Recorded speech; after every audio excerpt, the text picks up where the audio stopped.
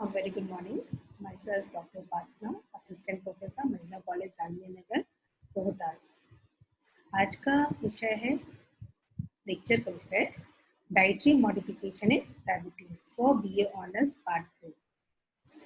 So let's start the topic, that is dietary modification in diabetes. Diabetes है क्या? हम general term में कहते हैं ना, डायबिटीज चीनी का बीमारी है। चीनी का बीमारी होता क्या है, क्यों होता है, ग्लूकोज लेवल क्यों फ्लक्चुएट करता है, ये हमें जानना चाहिए। नॉर्मल सबसे पहले मैं आपको बताती हूँ ग्लूकोज का लेवल क्या होता है।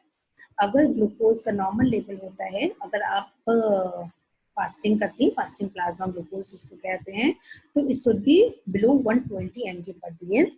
अगर आप पोस्ट प्रांडियल करती हैं, मतलब आफ्टर 2 आवर्स, खाने के 2 घंटे के बाद पोस्ट प्रांडियल हम लोग करते हैं, तो it should be in the range of 120 to 180 mg/dl। अगर इससे ज्यादा होता है तो हमें डायबिटीज हो गया।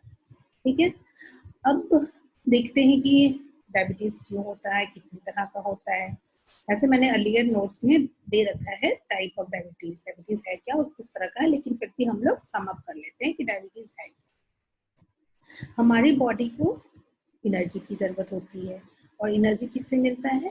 ग्लूकोज से मिलता है।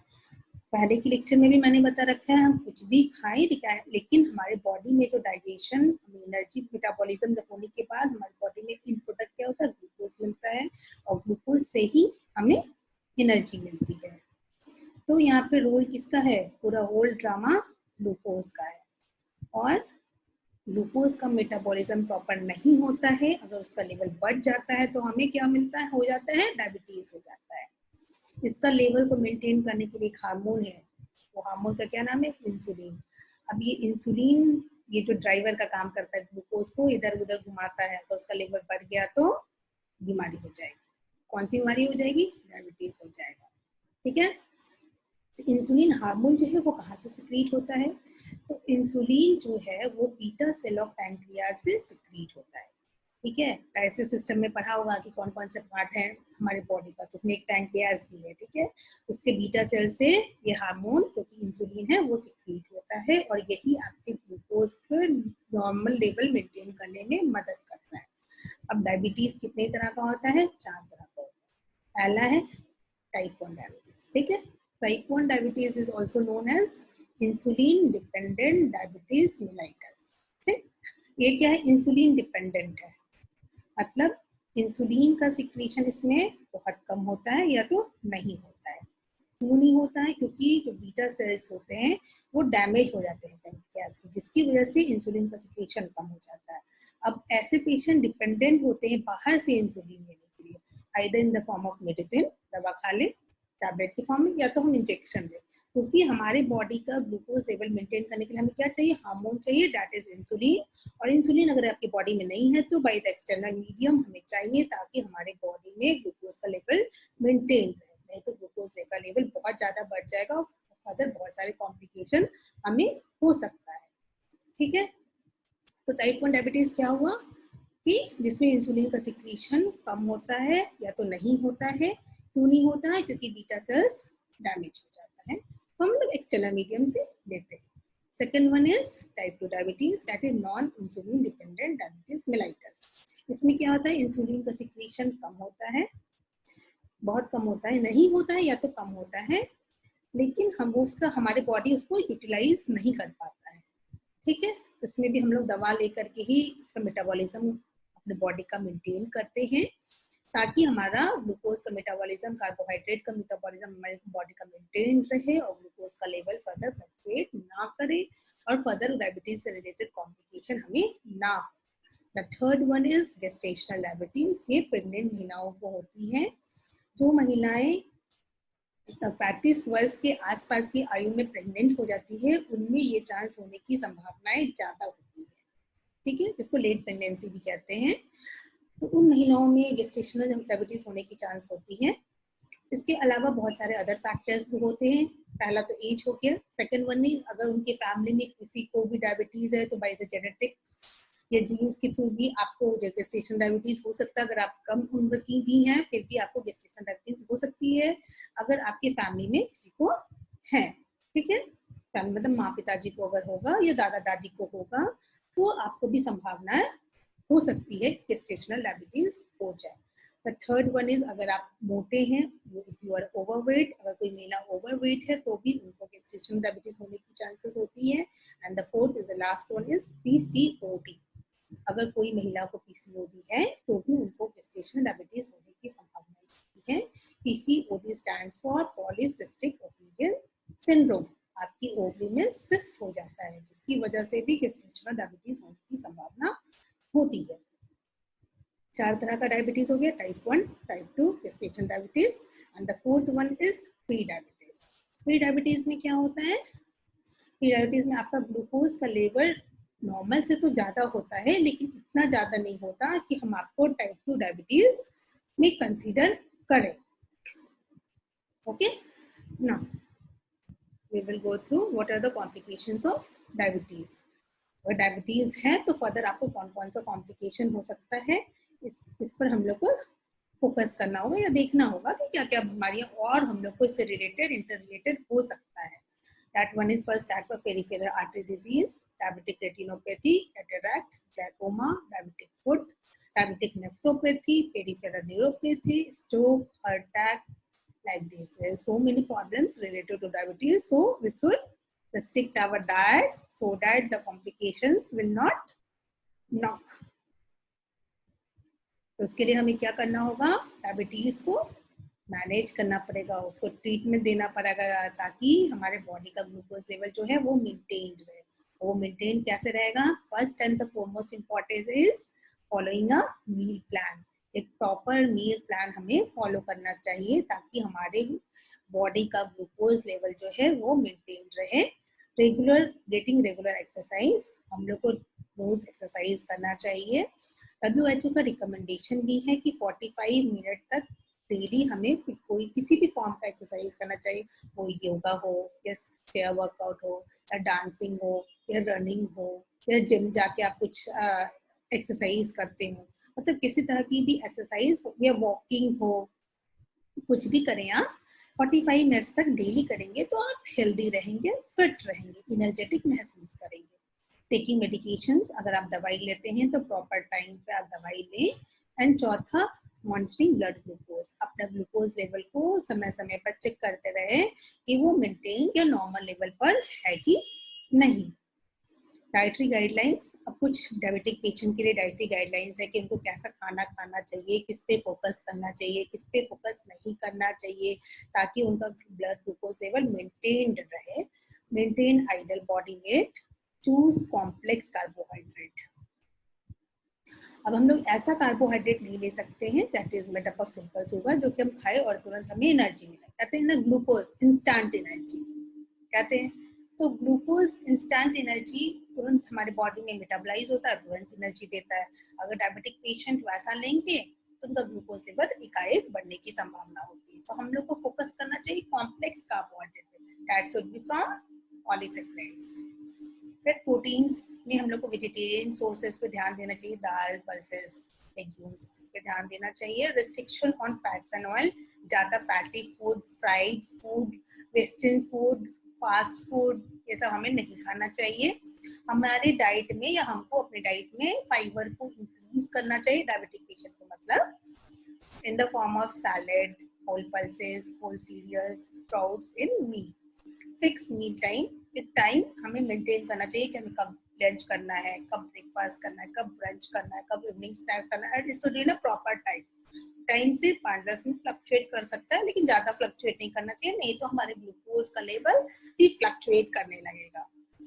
अवॉइड स्किपिंग मील्स और फास्टिंग, हम लोग को कोई भी मील स्किप नहीं करना चाहिए और फास्टिंग तो बिल्कुल भी डायबिटिक पेशेंट को नहीं करना चाहिए। गो फॉर स्मॉल मील्स, मतलब थोड़ा थोड़ा हमें खाना खाना है, लेकिन हम ज्यादा बार खा सकते हैं, 5 टाइम्स खा सकते हैं, 6 टाइम्स खा सकते हैं ताकि हमारा ग्लूकोज लेवल हमारी बॉडी का मेंटेन्ड रहे। फूड अलाउड फ्रीली, कौन सा फूड डायबिटिक पेशेंट खा सकते हैं आराम से जिसमें उनको कोई दिक्कत नहीं है? Green leafy vegetables, other vegetables, high fibre foods, oats, wheat bran etc., spices, buttermilk, lemon, black coffee and tea without sugar. Foods moderately, खा सकते हैं लेकिन with a moderation only. Cereals, pulses with husk, roots and tuber, fruits, milk products, that is steamed milk. You can go for toned milk also, and eggs. Foods avoided, ये food avoid करना है जो कि सब पसंद आता है हमें. फ्राइड फूड्स, सोपी foods, dry foods, fruit juices, ये सब पसंद आते हैं और ये सब नहीं खाना है. स्वीट्स नहीं खाना, शुगर एंड हनी नहीं खाना, जैम एंड जेलीज नहीं खाना, केक्स एंड पेस्ट्रीज नहीं खाना, सॉफ्ट ड्रिंक्स नहीं लेना, फ्राइड फूड्स नहीं लेना, हाई शुगरी फ्रूट्स भी नहीं लेना. इसमें शुगर कंटेंट ज्यादा होता है वो सारे फ्रूट्स को भी नहीं लेना. फल उसको भी नहीं लेना है, जैसे कि बनाना, मैंगो, ग्रेप्स, ये सारे नहीं लेने हैं. सैलेड ड्रेसिंग्स नहीं करना, नहीं लेना, स्वीटेंड जूसेस नहीं लेना, एक्सेट्रा एंड सो मोर. अब कुछ बेनिफिशियल फूड्स हैं डायबिटीज के लिए जो कि हम आराम से ले सकते हैं, उसमें हमें सोचने की जरूरत नहीं है. That is bitter gourd, that is karela, fenugreek seeds, that is dana methi, आंवला, जामुन, ragi, avocado, that is made up combination of 3 flours, basically wheat flour, brown flour and soya flour. Now the importance of proper diet in a diabetic patient.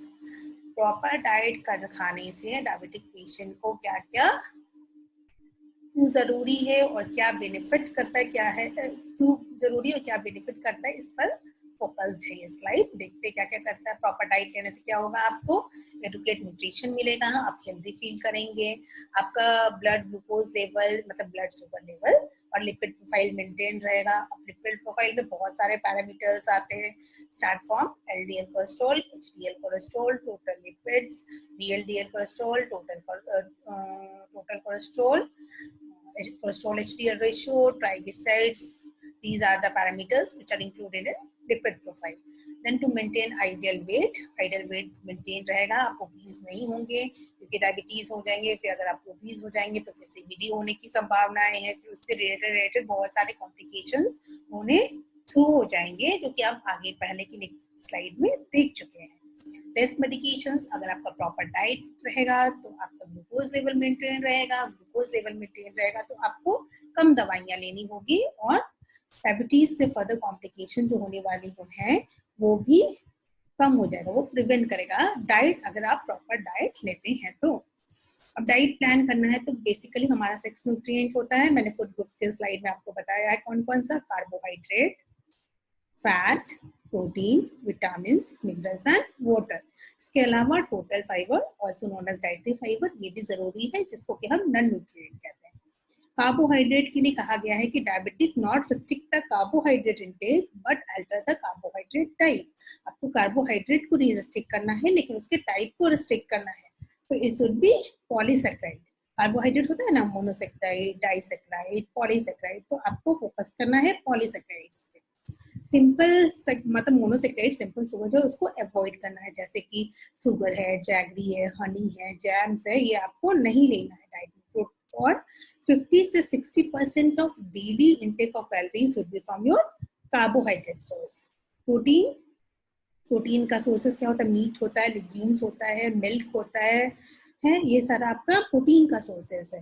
तो ये protein क्या करता है, help in reducing the glucose and lipid, blood glucose level and lipid level, ये आपको maintain करने में मदद करता है. 10 to 15% of total daily intake of calories would be from your protein source. Fat is a concentrated form of energy. 3 तरह का fat होता है, saturated, monounsaturated, poly unsaturated. Saturated जो ऑयल है या फैट है उसको हम लोग को स्मॉल क्वांटिटी में लेना है और 20 से 25% of total daily intake of calories would be from your fat. Dietary fibre, इसको तो नॉन न्यूट्रिएंट कहते हैं, जो हम लोग पाते हैं किससे हम लोग को मिलता है हमारे बॉडी को, होल ग्रेन से, रागी से, ज्वार से, ओट्स से, ग्रीन लीफी वेजिटेबल्स से. ये क्या हमें कैसे मदद करता है, reduces the blood glucose, serum cholesterol and relieves constipation. Intake of 40 gram of dietary fiber per 2000 calorie is recommended by RDA 2010, that is recommended dietary allowances. Now, most important is glycemic index. Glycemic index है क्या?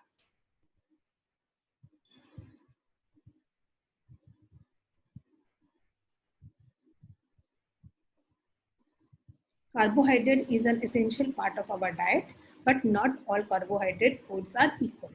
60 to 65% of the total calories would be from carbohydrate source in our diet. तो सारा carbohydrate आपका एक जैसा नहीं है, वो डिफर करता है. कुछ कार्बोहाइड्रेट जो है इंस्टेंट एनर्जी देता है, कुछ को डाइजेशन होने में टाइम लगता है. तो ग्लाइसेमिक इंडेक्स हम लोग कैलकुलेट किए हैं कि खाने के बाद वैसा कार्बोहाइड्रेट खाने के बाद 2 घंटा के बाद वो ब्लड ग्लूकोज लेवल कितना बढ़ाता है, उस पर ग्लाइसेमिक इंडेक्स निकाला गया है.